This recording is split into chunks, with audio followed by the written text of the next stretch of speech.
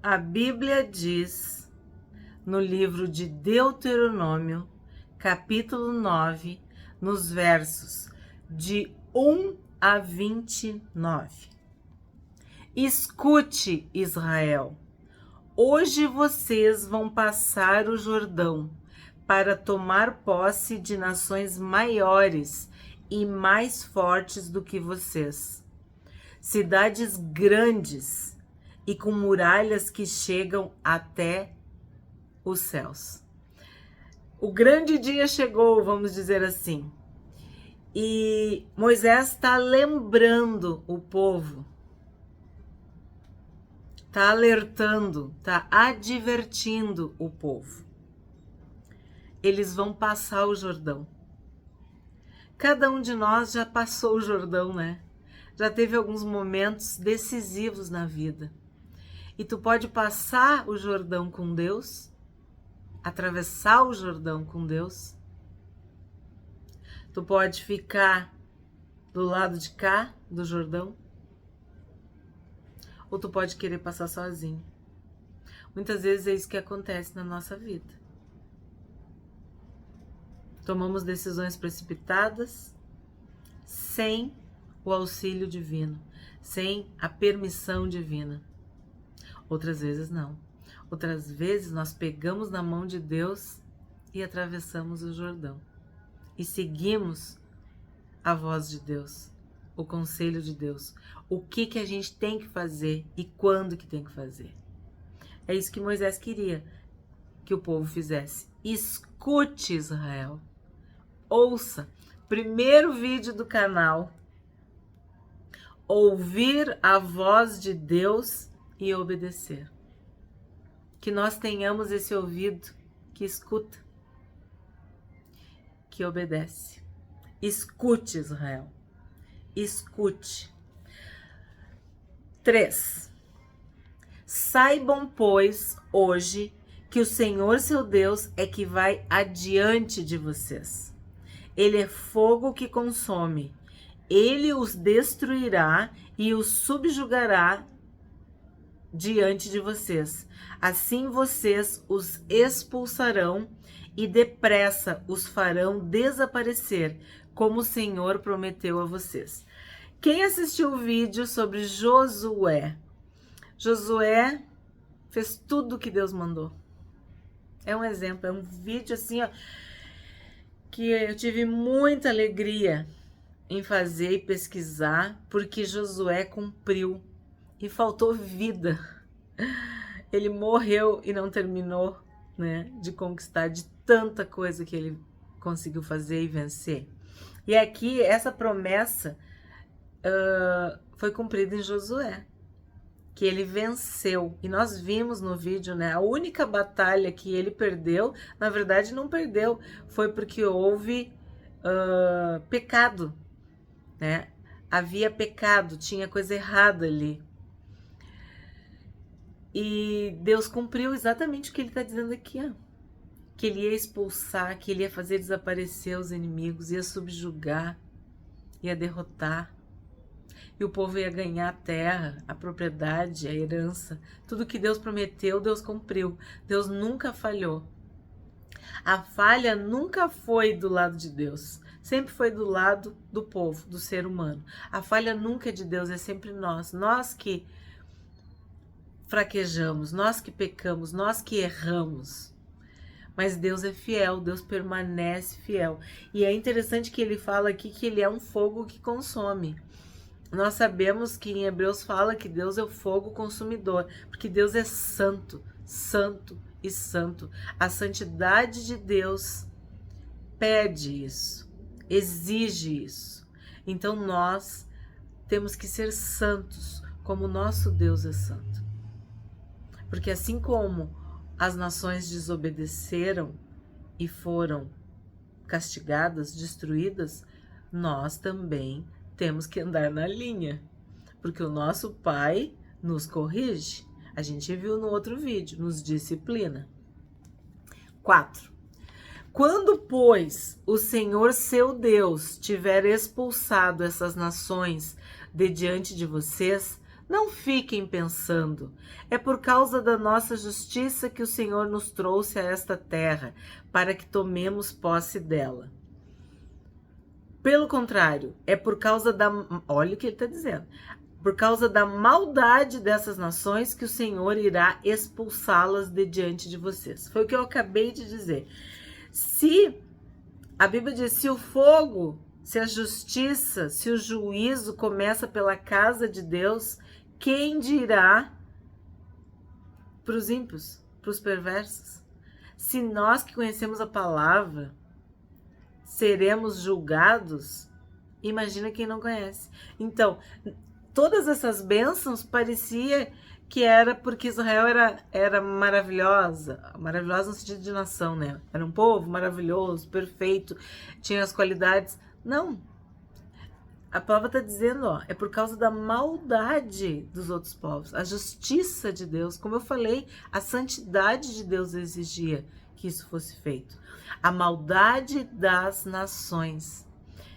Não é a justiça própria. A nossa justiça não é nada diante da justiça de Deus. A Bíblia diz que a justiça humana é um trapo de imundície. Nós fazemos 2 coisas boas e 3 ruins. Nós falhamos, fraquejamos, seja em palavras, em pensamentos, em sentimentos, em atos, atitudes. Somos falhos, somos pecadores. Precisamos e carecemos da graça de Deus, do perdão de Deus, do sangue de Jesus sobre as nossas vidas. Então nós não devemos olhar para o lado e dizer, ó, nós não. Aquele que pensa que está de pé, vigia, toma cuidado, presta atenção. Como diz os jovens, fica ligado, se liga, que tu pode cair. Todos nós podemos. É a graça de Deus, a misericórdia de Deus, a bondade de Deus que nos sustenta, que nos fortalece. Não é a nossa justiça, não são os nossos méritos. Tudo que a gente faz porque depende de Deus e porque Deus, através do seu Espírito, opera em nós. A Bíblia diz, tanto querer quanto efetuar, tanto o querer, o desejar, como o realizar. A fé que temos para crer em Deus vem de Deus. A gente já viu isso. É dom de Deus. É dom de Deus. 6. Então, só vou repetir o 5. Não é por causa da justiça de vocês, nem por causa da retidão do seu coração que vocês entrarão para possuir a terra dessas nações.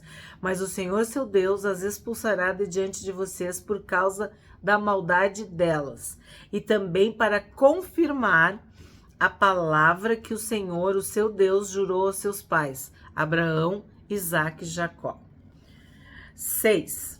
Saibam, pois, que não é por causa da justiça de vocês que o Senhor, seu Deus, lhes dá esta boa terra para que tomem posse dela, pois vocês são um povo teimoso. O que eu acabei de falar? Nós somos pecadores e a gente erra, a gente peca, a gente falha. Então não é pela nossa justiça, né? Não é pela nossa justiça. 7. Lembrem-se e não se esqueçam. Olha só que legal. Lembrem-se e não se esqueçam de como no deserto vocês provocaram o Senhor a ira. Desde o dia em que saíram do Egito até que chegaram a este lugar, vocês foram rebeldes contra o Senhor. Cada um de nós, se fizer um exame sincero, olhando para a sua vida, eu que já passei dos 50, muito rebelde. Muita coisa que eu olho para trás e me entristeço, me envergonho, me arrependo e lamento. E é o que a Bíblia diz, né? Que o que a gente faz de errado nos causa tristeza. Mas essa tristeza é uma tristeza que nos conduz ao arrependimento. E a gente olha e não quer errar de novo. A gente percebe essa rebeldia, essa rebelião, essa teimosia, essa obstinação, essa vontade de fazer as coisas do seu jeito, querer que a sua vontade prevaleça. Sabe o que João Batista disse? Convém que ele cresça e eu diminua. Isso é o que nós temos que falar todo dia para Deus. Senhor, que eu diminua e que tu cresça.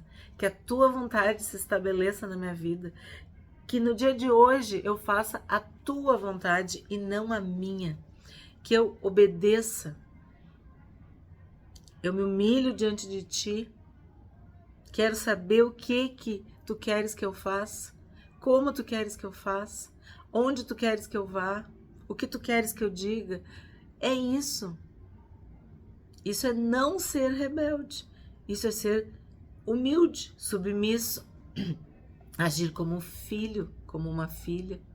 Obediente, temente. Mas sim, a nossa natureza é caída, é pecaminosa, é rebelde. Vamos para o 9. Quando eu subi um monte, Moisés falando, quando eu subi um monte para receber as tábuas de pedra, as tábuas da aliança que o Senhor havia feito com vocês, fiquei no monte 40 dias e 40 noites. Não comi pão, nem bebi água. Olha que interessante, né? Moisés ficou 40 dias e 40 noites para receber as tábuas dos mandamentos. E o Senhor Jesus ficou 40 dias e 40 noites no deserto sendo tentado. E depois ele começou o ministério público dele. 10. O Senhor me deu as 2 tábuas de pedra, escritas com o dedo de Deus. As pessoas que acham que não está na Bíblia, tá aí, ó, dedo de Deus. Sim, está na Bíblia. Nelas estavam todas as palavras que o Senhor havia falado com vocês no monte, do meio do fogo, quando todo o povo estava reunido. Então, o dedo de Deus quer dizer o quê? Deus escreveu, Deus ditou, Deus mandou, Deus interagiu com Moisés. Lembra que Moisés era que falava face a face com Deus? Seu rosto resplandecia cada vez que ele estava na presença de Deus? Também tem vídeo no canal sobre isso. 11. No fim dos 40 dias e 40 noites, o Senhor me deu as 2 tábuas de pedra, as tábuas da aliança. Aí eu vou pular para o 7, porque daí ele vai contar tudo o que aconteceu, né? Que a gente já sabe. 17, desculpa. Então peguei as 2 tábuas e as joguei no chão, quebrando-as diante dos olhos de vocês. Depois, como havia feito na ocasião anterior, fiquei prostrado diante do Senhor durante 40 dias e 40 noites. Não comi pão e não bebi água, por causa de todo o pecado que vocês haviam cometido, fazendo o que é mal aos olhos do Senhor, para provocar a sua ira. Porque eu estava com medo por causa da ira e do furor com que o Senhor tanto estava irado contra vocês, ao ponto de querer destruí-los. Porém, mais uma vez, o Senhor me ouviu. Tá, eu vou parar aqui para poder explicar um pouco. Quando vocês lembram do bezerro de ouro, né? Pois então, o povo pecou. E Moisés, quando viu aquilo, quebrou as tábuas. Aí ele voltou e recebeu novamente as tábuas. E aqui a gente vê o papel de mediador de Moisés, que é um tipo do Senhor Jesus. Porque a ira de Deus, a santidade de Deus, a justiça de Deus pede que nós morramos. O pecado gera a morte. Então, o que acontece? O Senhor Jesus entra nessa equação, entra e nos protege da ira, da morte, da justiça, se fazendo pecado no nosso lugar, sofrendo a ira de Deus, se fazendo justiça de Deus, morrendo a nossa morte. Mas como não tinha pecado, ele ressuscitou e se tornou o nosso Salvador e perdoou os nossos pecados. Essa é a obra redentora da cruz. Essa é a mensagem que nós devemos falar, pregar e ensinar. Então, aqui Moisés é um tipo de Cristo. Ele era o mediador entre o povo. Ele se colocava como intercessor desse povo, para aplacar a ira. É como se ele fosse o para-raio. Então, ao invés da ira vir e consumir o povo, Moisés se prostrava diante de Deus e clamava, e orava, e intercedia, e implorava pelo povo. E por isso, 40 anos ele carregou esse povo nas costas. Legislou, julgou, ensinou. Também tem vídeo no canal sobre Moisés, um personagem maravilhoso, que aponta para o Cristo, que aponta para o Senhor Jesus. Aí vamos pro 20. Interessante que ele diz, ó, mais uma vez o Senhor me ouviu. A Bíblia diz que Jesus intercede por nós. A Bíblia diz que o Espírito Santo intercede por nós. Então, assim como o Senhor ouviu Moisés, ele ouve as nossas orações, ele ouve o Senhor Jesus que intercede por nós, ele ouve o Espírito Santo que intercede por nós. A gente nunca deve desistir, desanimar, porque sim, Deus nos ama e nos cuida e nos protege e nos sustenta. 20. Falei várias vezes, no fim não li. Vamos lá. O Senhor estava muito irado com Arão e queria destruí-lo, mas também orei por Arão ao mesmo tempo. Porque sim, quem fez o bezerro foi Arão, o irmão de Moisés. E ainda veio com uma desculpa, né? 21. Depois peguei o pecado de vocês, aquele bezerro que vocês tinham feito, e o queimei, e o esmaguei, moendo bem até que se desfez em pó. E o pó eu joguei no ribeiro que descia do monte. Isso aqui me lembra também muito Davi, para destruir o mal, para exterminar, para aniquilar, para tornar sem efeito. Deus levantou Jesus para anular as obras das trevas, para desfazer, para destruir as obras das trevas. E é exatamente aqui o que Moisés fez. Ele aniquilou, ele fez o bezerro virar pó. O que quer dizer isso? O pecado, o Senhor Jesus removeu, ele nos perdoou, nos lavou, nos limpou de todo o pecado, se desfez, virou pó, desmanchou, acabou. O Senhor Jesus cravou o escrito de dívida que havia contra nós na cruz. Nenhuma condenação há, nenhuma acusação há. Estamos livres do pecado, do poder do pecado, do peso do pecado, do domínio do pecado, da culpa do pecado. O pecado não reina mais em nós. Somos pecadores? Somos. Mas o pecado não tem mais domínio. Nós não somos mais escravos do pecado. É isso que simboliza essa destruição ao pó do bezerro. 23. É muito interessante, né? Moisés, eu esmaguei, eu moí, eu fiz, acabou. Como Davi fazia, que exterminava, acabava com os inimigos de Deus. 23. Também quando o Senhor os enviou de Cades Barneia, dizendo, vão e tomem posse da terra que lhes dei, vocês se rebelaram contra o mandado do Senhor seu Deus, e não creram nem obedeceram a sua voz. 24. Vocês têm sido rebeldes contra o Senhor desde o dia em que os conheci. Que peso carregar esse povo, que peso carregar esse povo. Mas o que está dizendo aqui, ó? Que eles não obedeceram à voz de Deus.